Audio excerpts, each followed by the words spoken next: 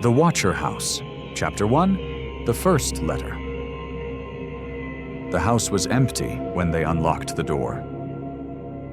No furniture, no boxes, no sound except the lock turning and the door closing behind them. They stood still for a moment, not listening for anything specific, just adjusting to the space.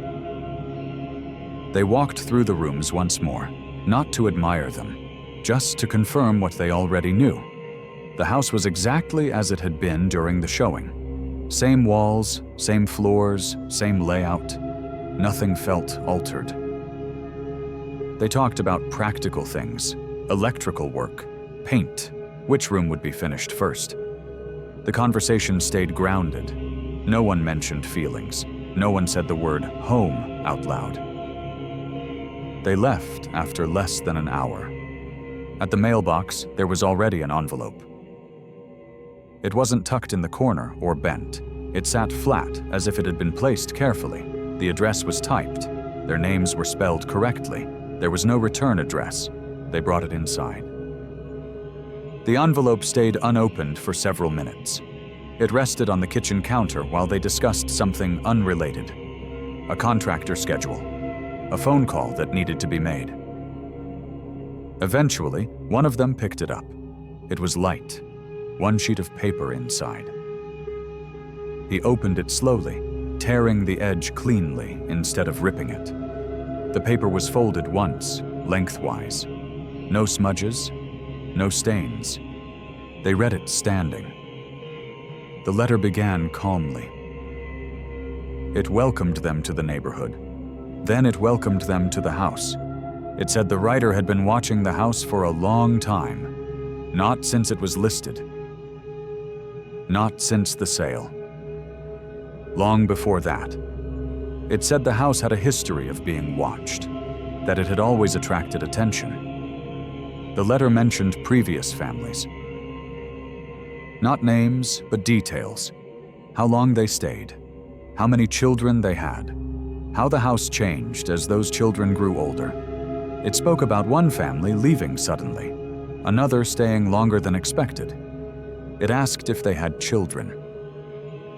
The question was not phrased as curiosity. It was phrased as assumption. It said the house liked children, that it needed them, that their presence mattered.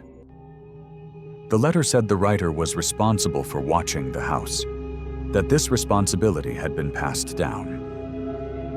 It was signed, The Watcher. They finished reading without reacting. No one spoke for several seconds. Then one of them laughed, briefly, not loudly, just enough to break the silence. They said it was probably a prank. They folded the letter and placed it back on the counter. They stayed another 10 minutes. Then they left. That night, the letter was read again, this time at their apartment. Sitting down. Slowly. Certain sentences felt different the second time. The way the writer spoke about time, the way the house was treated as something active, something that noticed. They told themselves it was nothing. 4 days later, another letter arrived. They opened this one at home. The envelope stayed on the table through dinner. They talked around it, avoided looking at it. When it was finally opened, both of them sat. The tone was different. It mentioned the renovations, specific ones. Walls that were being adjusted, paint colors that had been chosen. It questioned why they were changing the house, why they felt the need to correct it. The letter said the house had been built with intention, that altering it was unnecessary. It said some families had made the same mistake. It introduced a phrase that stood out. Young blood. It wasn't emphasized, it wasn't explained. It was simply included, as if the meaning were obvious. They stopped reading aloud halfway through. They finished the letter separately. That night, they checked the locks more than once. They contacted the police the next morning. The officer read both letters carefully. He didn't interrupt. He didn't comment until he finished. He said the letters were unsettling. He said they were unusual, but he also said there were no threats, no demands, no crime. He advised them to keep the letters and report anything further. They asked if tone mattered. He said tone was hard to prove. The third letter arrived, addressed to the new owners. They opened it inside the house again. This time they did not stand close together. The letter was longer. It described the house in detail, room by room, window placement, which rooms received light earlier, which stayed dark. It mentioned the children again. This time it described one by habit, the way they moved, the way they paused near certain windows. They stopped reading. Later that night, they finished it in silence. After that, the children stopped coming to the house. Security cameras were installed the following week. They were visible, front and back. No attempt was made to hide them. The next letter mentioned them. It said the cameras were unnecessary, that the house already knew who belonged there. That was when the letters stopped feeling like jokes. Chapter 2. The Letters Learn. After the cameras were installed, the house felt different, not quieter, not louder, just more aware. The cameras were obvious.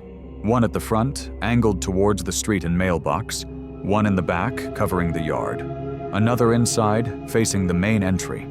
They wanted it to be clear that the house was being watched now, too. For a few days, nothing happened. No letters, no notes, no movement on the cameras that required a second look. Cars passed. Neighbors walked by. The mail carrier came and went.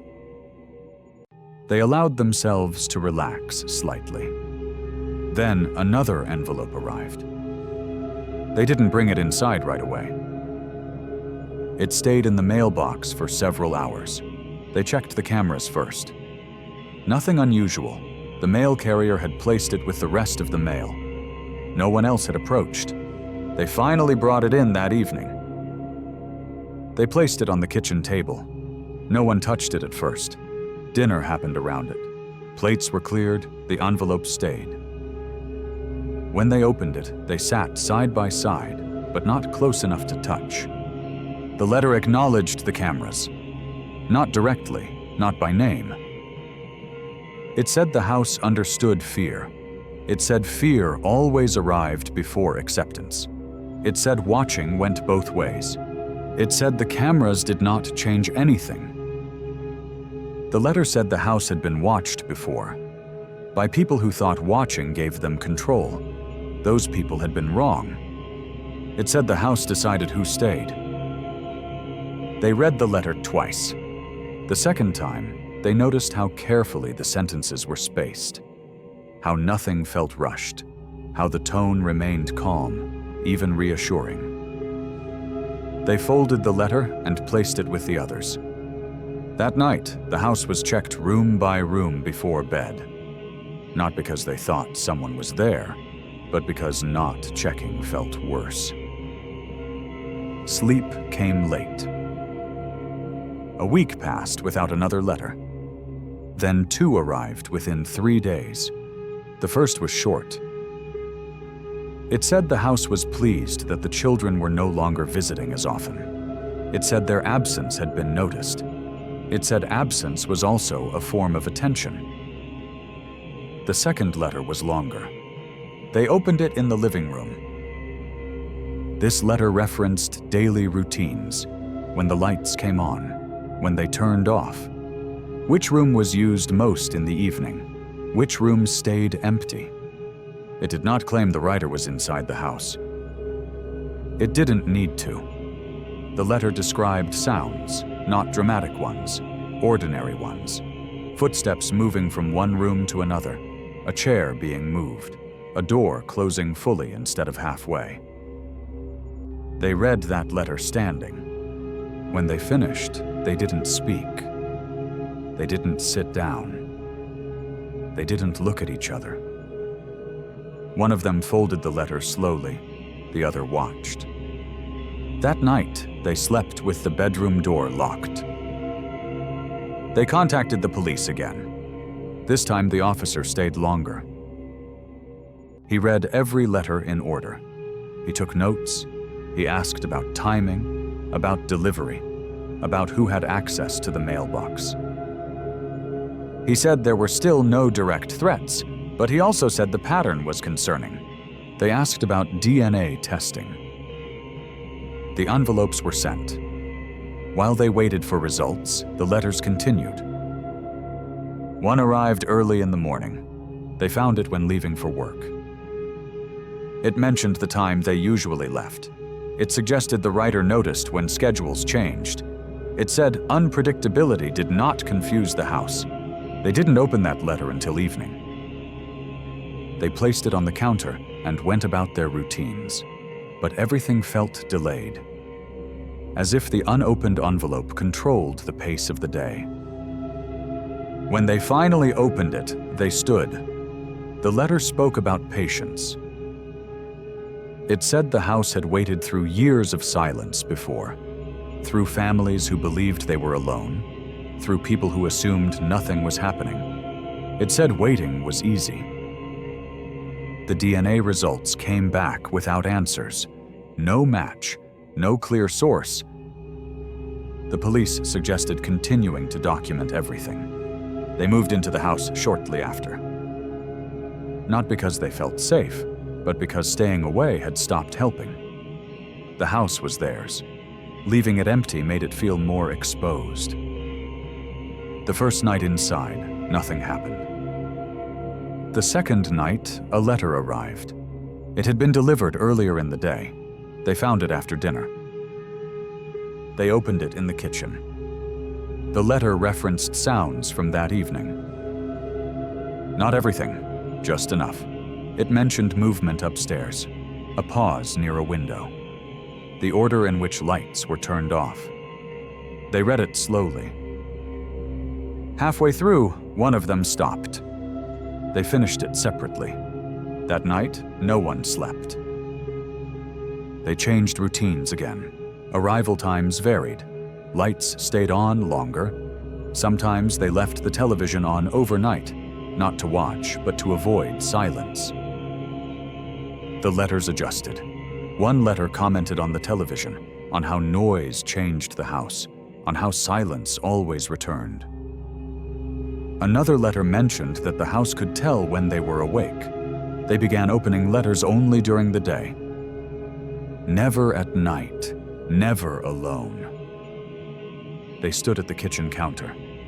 The letters were read out loud, every word heard by both. After each letter, they discussed it in practical terms. What it referenced, what it could realistically mean. Who could know these things? But the discussions always ended the same way. There was no clear answer. One afternoon, a letter arrived while they were both home. They watched the mail carrier on the camera. They waited 10 minutes after the delivery. They checked the footage again. No one else had approached. They opened the letter immediately. It referenced activity from that same afternoon. Not in real time, but close enough to matter. They stood very still while reading. After that letter, fear stopped being abstract. They asked the police to monitor the house overnight once. Nothing happened. No letter arrived that day. The next day, 2 arrived. One criticized the presence of police. The other said protection was temporary. At this point, the house no longer felt like a place to rest. It felt like something to manage. They spent more nights away. The letters continued, even when they weren't there. One letter mentioned their absence. Another said absence was also observed. Eventually, they stopped trying to predict anything. They focused on endurance, until endurance ran out. Chapter 3. When the mail stops. They did not decide to leave all at once. There was no single moment, no argument, no dramatic realization. The decision formed slowly, over many days, as a series of small conclusions that all pointed in the same direction. They were tired, not just of fear, of effort. Every letter required attention. Every sound required judgment. Every normal action needed to be checked against what had been written before. Life had become a process of anticipation. Another letter arrived on a morning when nothing else had happened. They found it when they opened the door to leave for work. It sat on top of the mail, exactly as the others had. No difference, no signal. They did not open it right away. They left it on the entry table and went to work. Throughout the day, they thought about it. Not about what it might say, but about the act of reading it, where they would stand, who would read first, whether they would read it aloud or silently. When they returned home, the envelope was still there. They opened it in the kitchen. The letter was calm. It said the house noticed when they were away. It said absence changed the house's rhythm. It said the house adapted. It said leaving for the night did not mean leaving completely. They read the letter twice. Afterward, they sat down and talked about logistics. Not fear, not theories. Logistics. Where they could stay. For how long. What needed to be packed first. They did not tell anyone immediately. The next letter arrived 2 days later. This one addressed the idea of departure. It said the house had experienced this before. Families who stayed less, who slept elsewhere, who believed distance mattered. It said distance did not change attention. They did not respond. They never had. They began staying away more often. At first, one night at a time, then 2, then entire weekends.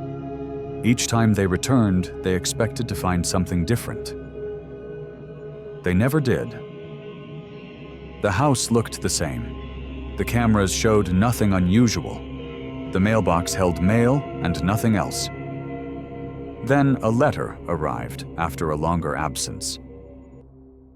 They had been gone for 4 days. The letter said the house had missed them. It said the house noticed when rooms stayed dark, when no one walked the hallways, when no doors were opened. It said the house waited. That letter was read silently. Afterward, they packed more boxes. They stopped bringing anything new into the house. They told close family members part of the story. Not everything, just enough. Some reacted with concern. Others tried to explain it away. A few suggested mental explanations. Stress, coincidence, someone playing a long joke. They did not argue. They knew what they had read.